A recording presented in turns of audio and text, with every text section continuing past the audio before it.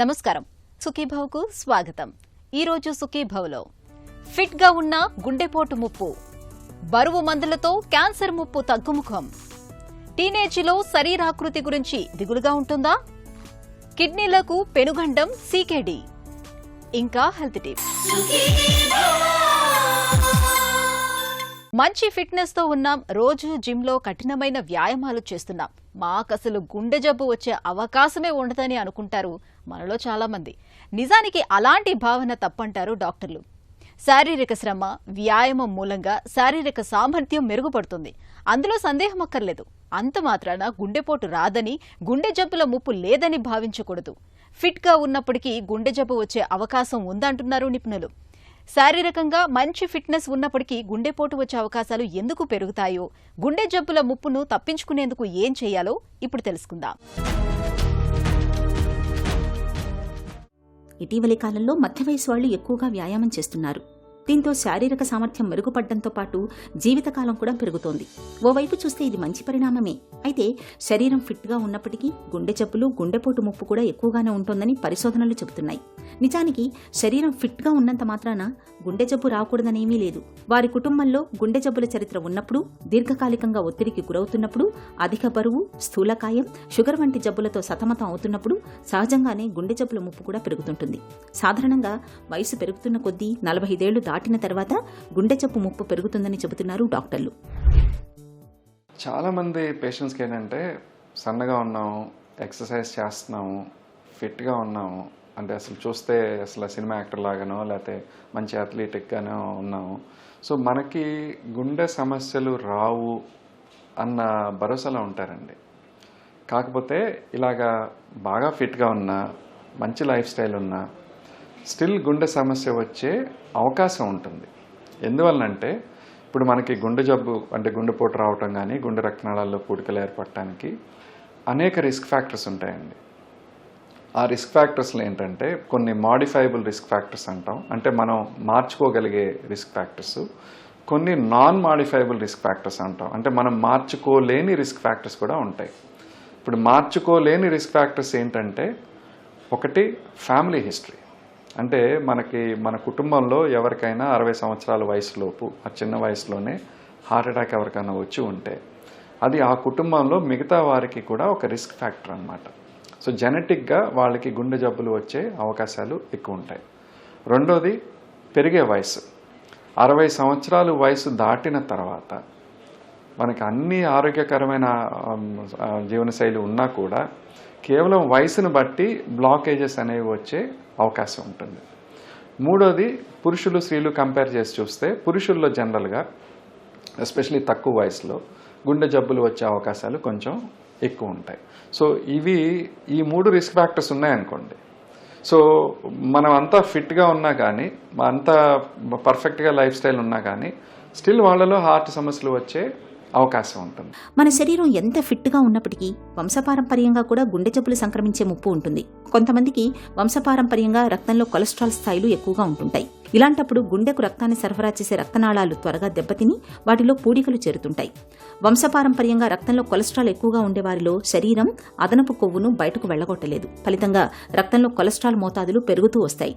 రక్తనాళాల లోపలి గోడల్లో కొలెస్ట్రాల్ పెరుగుతున్న కొద్దీ పూడికలు కూడా పెరుగుతూ వస్తాయి. దీంతో గుండెకు రక్త సరఫరా తగ్గుతూ వస్తుంది. ఇది గుండె నొప్పికి, చివరికి గుండెపోటుకు దారితీస్తుంది.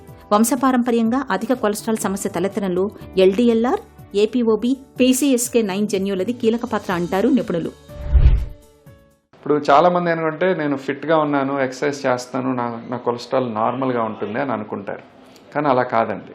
మన రక్తంలో ఉన్న కొలెస్ట్రాల్లో 1 వంతు మాత్రమే, అంటే 3వ వంతు మాత్రమే, 1/3 మాత్రమే మన లైఫ్ స్టైల్ని బట్టి, మనం తీసుకునే ఆహారాన్ని బట్టి ఉంటుంది.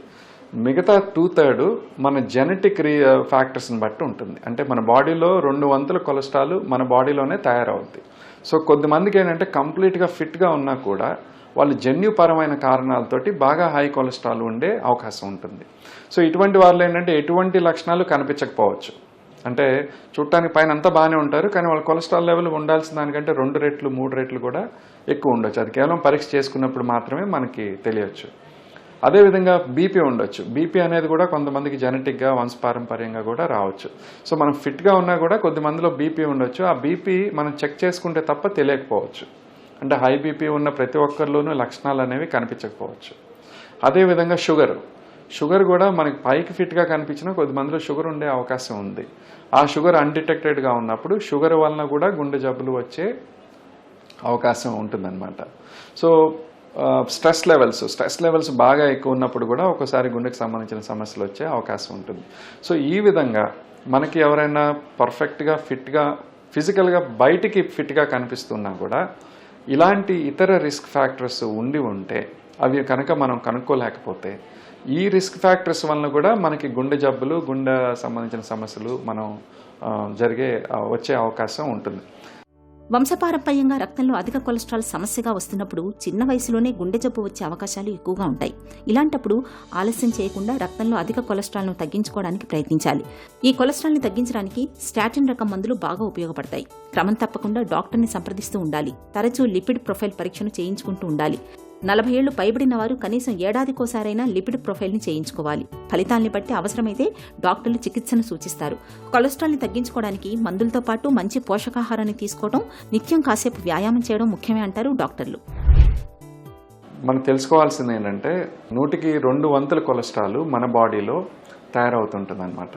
ఈ కొలెస్ట్రాల్ ఎంత తయారవుతుంది అనేది మన జెనెటిక్ మేకప్ డిసైడ్ చేస్తూ ఉంటుంది. సో ఈ జెనెటిక్ మేకప్ అనేది ఒక్కొక్కరికి ఒక్కొక్కలాగా ఉంటుంది. అంటే వంశపారంపర్యంగా కొంతమందికి బాడీలోనే ఎక్కువ కొలెస్ట్రాల్ తయారయ్యే అవకాశం ఉంటుంది. అందుకని బాగా ఫిట్గా ఉన్న వారిలో కొలెస్ట్రాల్ లెవెల్స్ బాగా ఎక్కువ ఉండే అవకాశాలు కూడా ఉంటాయి. అదేవిధంగా బాగా లావుగా ఉన్న వారిలో కూడా ఒక్కోసారి కొలెస్ట్రాల్ లెవెల్స్ నార్మల్గా ఉండే అవకాశాలు కూడా ఉంటాయి. కాకపోతే ఒకటి వెరీ క్లియర్ ఏంటంటే, మీకు బేస్ లైన్ కొలెస్ట్రాల్ ఉందనుకోండి, అంటే లెటస్ సే మనకి బేస్ లైన్ టోటల్ కొలెస్ట్రాల్ ఒక 200 ఉందనుకున్నాం. మనం రెగ్యులర్గా డయట్, ఎక్సర్సైజు ఇవన్నీ స్ట్రిక్ట్గా పాటించడం వలన ఆ కొలెస్ట్రాల్ లెవెల్ని మనం దాదాపు 15% తగ్గించుకోగలిగే అవకాశం ఉంటుంది.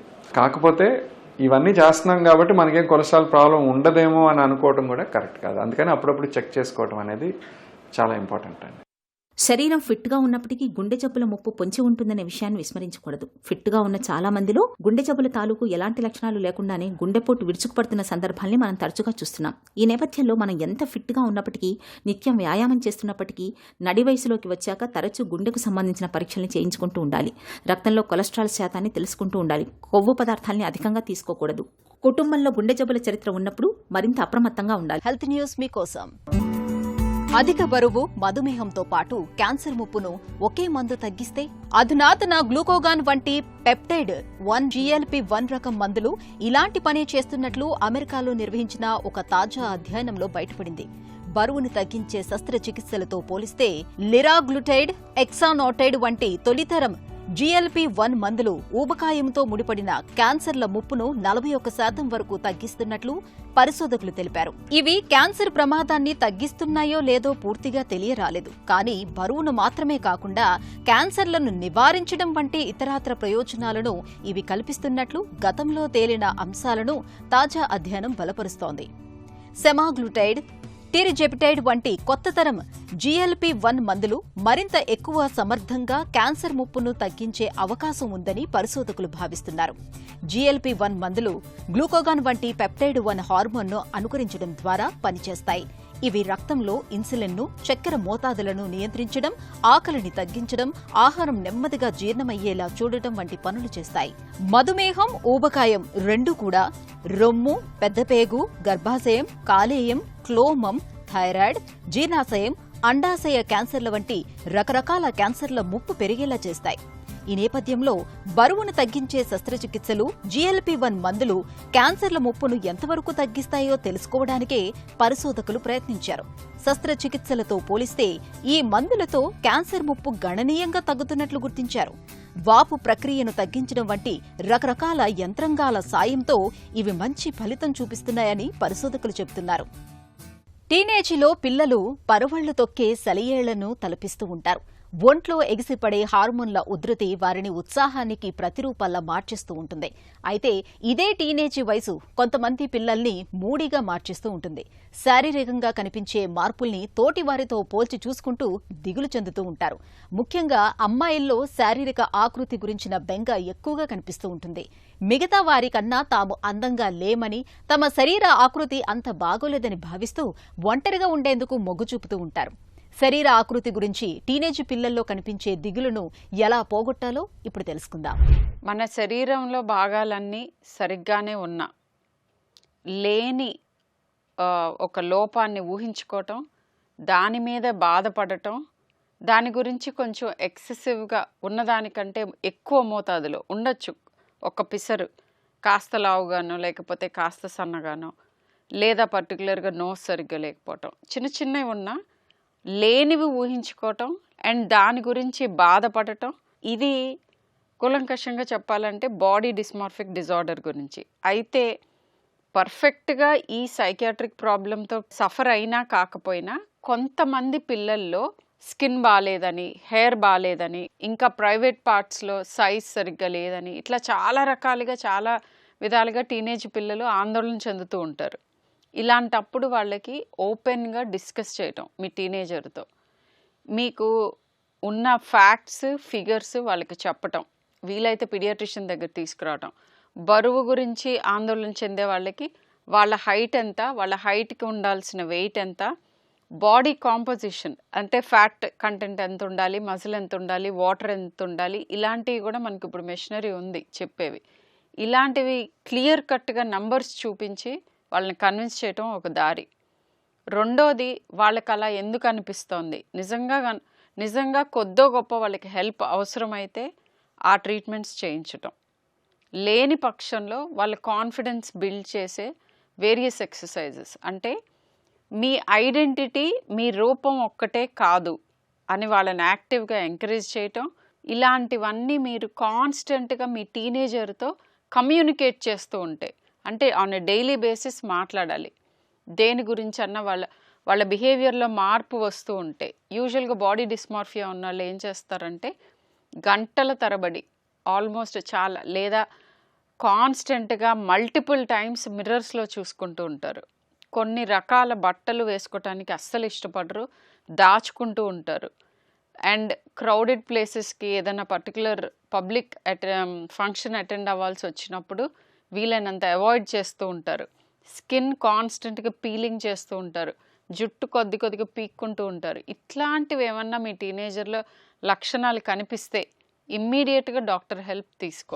హై బీపీ, షుగర్, గుండె జబ్బుల మాదిరిగానే ఇవాళ కిడ్నీ జబ్బులు అనేవి మన దగ్గర చాలా సాధారణంగా కనిపిస్తున్నాయి. ప్రతి 10 మందిలో ఒకరు కిడ్నీ జబ్బుతో బాధపడుతున్నారు.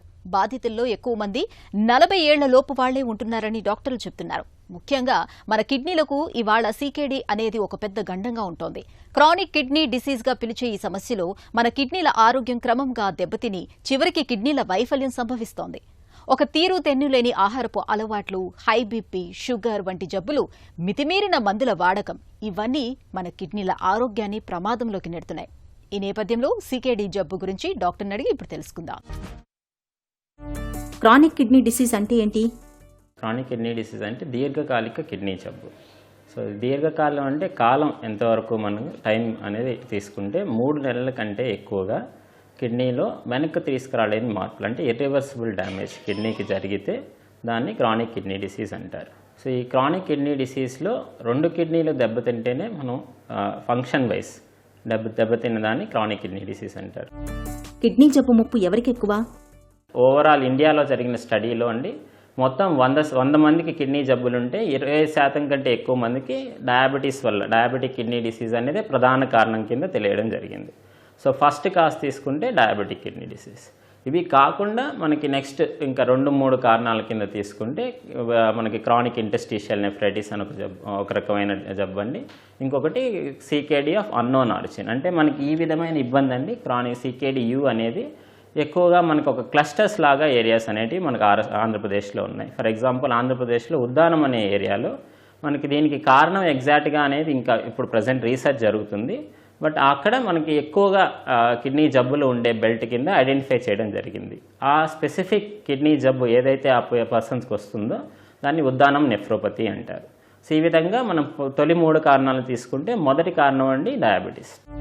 దీర్ఘకాలిక కిడ్నీ జబ్బులో ఎన్ని దశలు ఉంటాయి? క్రానిక్ కిడ్నీ డిసీజ్లో అండి 5 స్టేజ్లు ఉంటాయి. ఈ 5 స్టేజ్లు ఏ విధంగా మనం డివైడ్ చేస్తామంటే GFR అనే పరిమాణం తీసుకొని డివైడ్ చేస్తాం. మనం కిడ్నీ రక్తాన్ని ఫిల్టర్ చేస్తుంది. సో ఆ ఫిల్టర్ చేసే రేట్ని బట్టి మనం కిడ్నీలో పనితీరు అనేది ఈ GFR అనే పరిమాణంతో తీసుకుంటాం.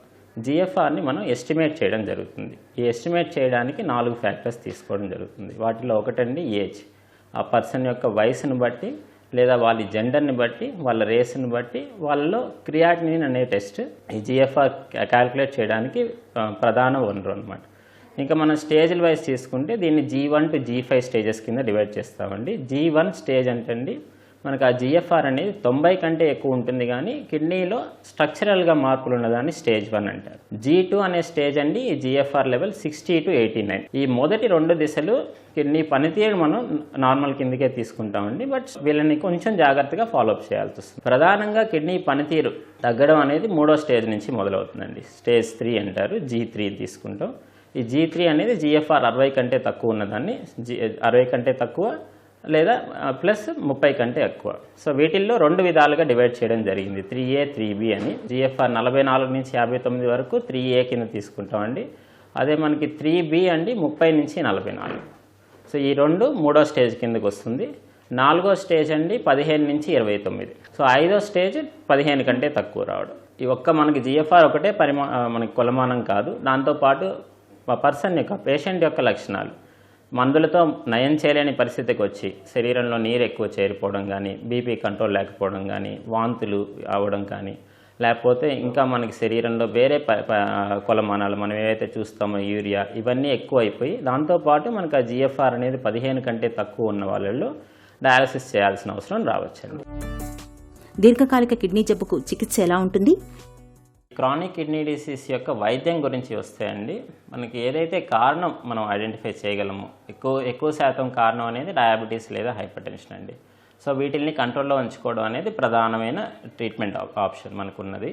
సో ఇవి కాకుండా ఏదైతే మనకి కిడ్నీ డ్యామేజ్ అనేది జరుగుతుందో వాటిని కొంతవరకు నివారించడానికి కొన్ని సపోర్టివ్ మందులు లాంటివి, యాంటీ ఆక్సిడెంట్ లాంటివి కొంతవరకు ప్రయత్నం చేయొచ్చు. సో ఈవెన్ మనకి బ్లడ్ ప్రెషర్ కంట్రోల్ మెడికేషన్స్ కానీ, షుగర్ ఒకవేళ ఉంటే షుగర్ కంట్రోల్ చేయడానికి ఇచ్చే మందులు కూడా ఏంటంటే ఆల్రెడీ కిడ్నీ డ్యామేజ్ని పెరగకుండా ఉండేదానికి దోహదపడేదానికి మందులు అనేవి ఉపయోగపడతాయి. ఇంకా మనకి ఏదైనా కారణం స్పెసిఫిక్గా ఈ కిడ్నీ జబ్బు అనేది దీనివల్ల వచ్చింది అనేది ఏమన్నా తెలిస్తే దానికి స్పెసిఫిక్గా వైద్యం చేయడం జరగచ్చు. సో మనకి ఫర్దర్గా ఇప్పుడు మనకి ఎక్కువగా వినే మాట డయాలసిస్, ట్రాన్స్ప్లాంటేషన్. కిడ్నీకి సంబంధించిన ఇబ్బంది ఉన్న వాళ్ళలో ఎప్పుడు మనం డయాలసిస్ చేయాల్సిన అవసరం రావచ్చు. GFR ఏదైతే మనం మెజర్ చేస్తామో ఆ GFR అనేది 15 ml కంటే తక్కువ ఉండి దాంతోపాటు పేషెంట్ యొక్క లక్షణాలు మందులతో నయం చేయలేని పరిస్థితి వస్తే అప్పుడు మరి డయాలసిస్కి వెళ్ళాల్సిన పరిస్థితి రావచ్చండి. సో డయాలసిస్తో పాటు అదనంగా పర్మనెంట్ ట్రీట్మెంట్ మనం తీసుకుంటే ట్రాన్స్ప్లాంట్ అంటారు, అంటే కిడ్నీ మార్పిడి. ఈ కిడ్నీ మార్పిడి ఎప్పుడు చేయొచ్చు? సో కిడ్నీ మార్పిడి ఎయిదర్ పేషెంట్ డయాలసిస్ మీద ఉన్న వాళ్ళకి కానీ లేదా డయాలసిస్ ముందు స్టేజ్ పేషెంట్ కిడ్నీకి సంబంధించి ఇబ్బంది అనేది ఇర్రివర్సిబుల్ స్టేజ్కి రావడం జరిగింది, 4వ స్టేజ్, కానీ డయాలసిస్ రిక్వైర్మెంట్ ఇంకా రాలేదు. ఇలాంటి పేషెంట్స్కి కూడా ట్రాన్స్ప్లాంట్ అనేది చేయడం జరగచ్చండి. దీన్ని ప్రీఎంప్టివ్ ట్రాన్స్ప్లాంటేషన్ అంటారు. కిడ్నీ జబ్బును నివారించుకోవచ్చా? ఎలాంటి జాగ్రత్తలు తీసుకోవాలి? కొత్తగా వచ్చే కేసులు కానీ లేకపోతే ఉన్నవి పెరగడం కానీ జరిగేదానికి ప్రధాన కారణం diabetes and hyper tension. So వీటికి సంబంధించి మనం జాగ్రత్తలు తీసుకోవాలి. సో వీటిల్లో ప్రధానంగా మనం తీసుకోవాల్సిన జాగ్రత్తలు లైఫ్ స్టైల్ మార్పులు. సో లైఫ్ స్టైల్ మార్పుల్లో ఆహార నియమాల్లో మార్పులు కానీ, ఎక్సర్సైజ్ అంటారు, మనం చేయాల్సిన రెగ్యులర్ రొటీన్ ఎక్సర్సైజ్ ఎంతవరకు చేయగాలి, అట్లీస్ట్ మనకి వారానికి 5 రోజులు, రోజుకి 30 నిమిషాలు. సో వీటితో పాటు ఆహార నియమాల్లో ప్రధానంగా మార్పులు తీసుకురావాల్సింది ఉప్పు. సో శరీరంలో మనకి ఒక మనిషికి కావాల్సిన సాల్ట్ అండి నార్మల్ పర్సన్కి 5 గ్రాముల కంటే తక్కువ సాల్ట్ అనేది అవసరం. నార్మల్గా మనం వంట చేసే దాంట్లో సాల్ట్ కంటే కూడా ఎక్కువగా మనకి ఇప్పుడు ఏవైతే అవైలబిలిటీ ఉన్నాయో ప్యాకేజ్డ్ ఫుడ్స్ లాంటివి, బిస్కెట్ లాంటివి, మిక్చర్స్ లాంటివి ఏవైతే మనకు ప్యాకేజ్ ఫుడ్స్ ఉంటాయో వీటిల్లో మనకి సాల్ట్ అనేది ఆల్రెడీ మిక్స్ అవ్వడం జరుగుతుంది. సో తెలుసుకోవాల్సింది ఏంటంటే మనకి వంట చేసిన దాంట్లో సాల్ట్ తక్కువగా తీసుకున్న రోజు వినియోగంలో ఇవి పెరిగితే ఓవరాల్గా మనం తీసుకున్న సాల్ట్ కంటెంట్ అనేది పెరగడం జరుగుతుంది. సో అందువల్ల నా సలహా ఏంటంటే వీలైనంత వరకు ఈ ప్యాకేజ్ ఫుడ్స్ని అవాయిడ్ చేయడం బెటర్. దాంతో ఓవరాల్గా మనం సాల్ట్ ఇంటేక్ని తగ్గించుకోవడం జరుగుతుంది. ఇవి కాకుండా మనకి ఏ విధంగా మనకి కిడ్నీ జబ్బు రాకుండా చూడొచ్చు, లేదా కిడ్నీ జబ్బు ఉన్నదాన్ని పెరగకుండా చూసుకోవచ్చు అని చూసుకుంటే, సో వీటిల్లో బీపీ కంట్రోల్లో ఉంచుకోవడం లేదా బీపీ రాకుండా చూసుకోవడం. సో అది దానికోసం 30 ఏళ్ళ పైబడిన వాళ్ళు, వేరే ఏ ఇతర హెల్త్ సమస్యలు లేని వాళ్ళు కూడా హెల్త్ చెకప్ చేయించుకోవడం అనేది అనివార్యం. 30 ఏళ్ళ పైబడిన వాళ్ళు, ఎస్పెషల్లీ షుగర్ లేదా బీపీ ఉన్న వాళ్ళైతే వాళ్ళు ఖచ్చితంగా పరీక్షలు చేయించుకోవాల్సిన అవసరం అయితే ఉంది. ఈ ఇబ్బందులు ఏమీ లేని వాళ్ళు కూడా 30 ఏళ్ళు పైబడితే అట్లీస్ట్ సంవత్సరానికి ఒకసారి అయినా హెల్త్ చెకప్ చేయించుకోవడం అనేది అవసరం. అదర్ దాన్ దట్ షుగర్ కంట్రోల్లో ఉంచుకోవడం, సో డయాబెటీస్ అనేది రెగ్యులర్గా చెకప్ చేసుకుంటూ కంట్రోల్లో ఉంచుకోవడం, ఇవి మన సైడ్ నుంచి మనం తీసుకోవాల్సిన జాగ్రత్తలు. వీటితో చాలా వరకు మనకి సీకేడీ అనే జబ్బు రాకుండా చూడడానికి కానీ ఉన్నదాన్ని కంట్రోల్ చేయడానికి కానీ ప్రయత్నం చేయొచ్చు. కొన్ని రకాల మనకి కిడ్నీ జబ్బులు, ఈ సీకేడీ అనే జబ్బులు మనకి షుగర్ లేని డయాబెటీస్ కానీ లైఫ్ స్టైల్ డిసీజెస్ కానీ కొన్ని రకాల జబ్బులు అనేటివి రావడం జరుగుతుంది. పుట్టుకతోనే ఒక కిడ్నీ ఉండడము లేదా కిడ్నీ డెవలప్మెంట్లో ఇబ్బంది ఉన్న వాళ్ళలో కూడా ఎర్లీగా ఐడెంటిఫై చేయగలిగితే అట్లీస్ట్ మన కిడ్నీకి సంబంధించిన ఇబ్బందిని పూర్తిగా నయం చేయలేకపోయినా ఓవరాల్గా ఆ స్టేజ్ని మనకి 4వ స్టేజో లేదా 5వ స్టేజ్ రాకుండా ఉండేదానికోసం, లేదా ఆ సమయాన్ని పొడిగించడం, డయాలసిస్ అవసరం లేకుండా ఉండేదానికి చూసుకునేదానికి ఉపయోగపడడం జరుగుతుంది. ఎర్లీ స్క్రీనింగ్ అనేది అవసరం ఇలాంటి వాటి కోసం. ప్రాణప్రదమైన కిడ్నీలను కాపాడుకోవటం అనేది పూర్తిగా మన చేతుల్లోనే ఉంది. రోజువారీ వంటల్లో ఉప్పును మితంగా వాడుకోవాలి. హై బీపీ, షుగర్ వంటి దీర్ఘకాలిక జబ్బుల్ని చక్కగా అదుపులో ఉంచుకోవాలి. తరచూ క్రియాటినైన్, ఆల్బుమిన్ పరీక్షలను చేయించుకుంటూ ఉండాలి. ఈ జాగ్రత్తలు మన కిడ్నీలను చక్కటి ఆరోగ్యంతో ఉంచుతాయి. ఈ రోజు కార్యక్రమాన్ని ముగించే ముందు ఒక చిన్న చిట్కా మీకోసం. బహిష్టు నొప్పితో బాధపడుతున్నప్పుడు అర చెంచాడు వసపొడిని కలిపిన గోరువెచ్చటి నీళ్లను రోజుకు 2 సార్లు తాగడాన్ని అలవాటు చేసుకోండి. వేధించే నెలసరి బాధల నుంచి మంచి ఉపశమనం లభిస్తుంది.